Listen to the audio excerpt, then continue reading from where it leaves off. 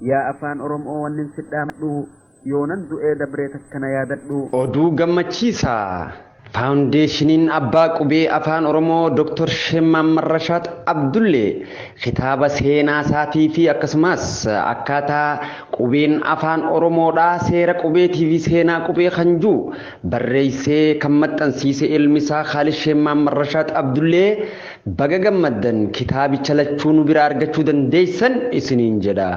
Eeyyeen kitaabni Sheek Seenaa Shemman Marrashaat Abdullee faawundeeshinii dhaabbata faawundeeshinii isaa kan magaalaa Adaamaa kutaa magaalaa Boolee darbii waan gaarii jedhamu cinatti kan argamu hoggaa ta'u warri seenaa kitaaba seenaadhaa labbaalan bitachuu barbaadan dhuftanii argachuu dandeessan isiniin jedha.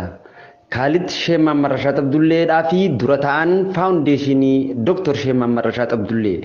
Eeyyeen akkuma beekamu abbaan qubee afaan oromoo Dr. Shemman Marrashaat Abdullee aarsaalee waggaa hedduu godhaniin qubee afaan oromootii fi akkasumas seeraa fi hogbarruu afaan oromoo guddisuu keessatti shoora olaanaa kan taphate Dr. Shemman Marrashaat Abdullee faawundeeshiniin isa dhaabbatee waggootaaf kan lakkoofse hoggaa ta'u iddoon jiddugalli isaa kutaa magaalaa Adaamaa Boolee bakka jaamtu waan gaarii cinatti argamna.